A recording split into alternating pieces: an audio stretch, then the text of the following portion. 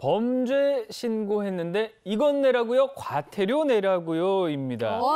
한 운전자가 범법 행위를 발견하고 신고까지 했는데 오히려 과태료 부과 대상이 돼서 억울함을 토로를 했는데요. 어떤 영상일까요? 함께 보시죠. 자, 정체된 도로에서 앞차 운전자가 창문을 슬쩍 열고 뭔가를 버려버립니다. 이거 뭘까요? 담배꽁초잖아요. 네.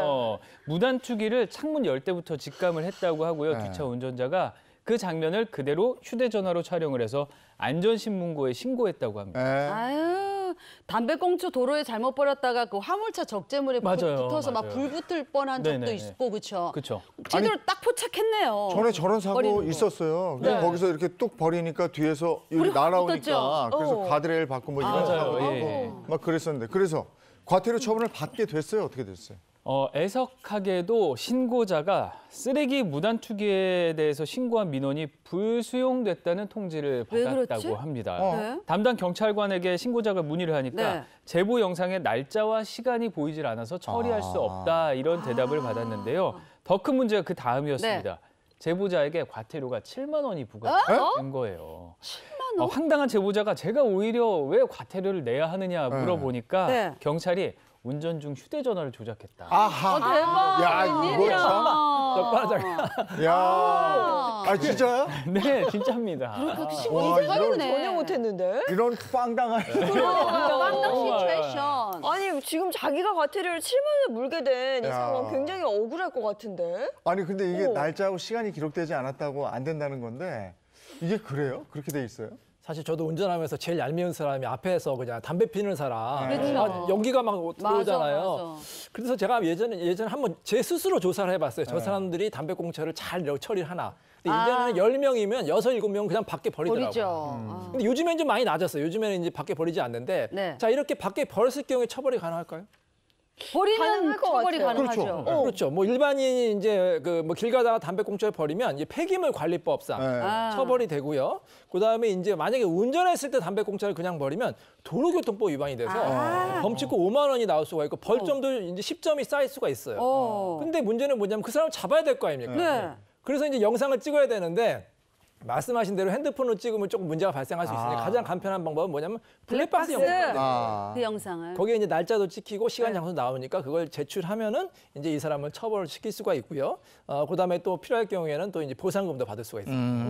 그래도 신고자가 공익 차원에서 범법 현장을 탁 목격하고 탁 찍어가지고 바로 탁 제가 신고하겠습니다 이랬는데 과태료를 대려 7만 원 내라고 그러니까 너무 황당하잖아요. 신고자가 진짜 과태료를 내야 되는 거예요? 아니, 말씀하신 것처럼 정말 투철한 시민 정신으로 이렇게 촬영해서 신고까지 했는데 과태료 내야 되면 얼마나 억울하겠어요. 그런데 구제 가능성이 있어 보입니다. 도로교통법 49조에 보면 물론 운전 중에는 휴대전화 사용할 수 없도록 규정이 되어 있어요.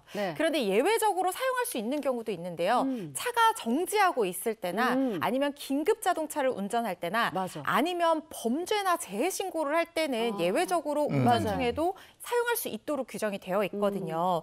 만약에 제가 신고자라고 하면 지금 이거는 뭐 담배꽁초 무단투기가 과태료 정도 처분 정도에 불과하기는 하지만 그래도 이 정도 수준에 준해서 범죄 신고하는 정도에 준해서 이거는 정말 예외적인 상황에 해당이 돼서 과태료 부과가 억울하다 이렇게 이의 제기를 하고 이 부분에 대해 충분히 소명을 할 수 있을 것 같습니다. 네, 이런 예외 상황에 있어서 좀 다행이네요. 이 얘기가 알려지게 되면 앞으로 어떤 뭐 범죄 현장이든 뭐 이렇게 안 좋은 거 봤을 때 신고를 못하는 경우가 있을 수 있잖아요. 그렇죠? 근데 진짜 이렇게 운전하다 보면요.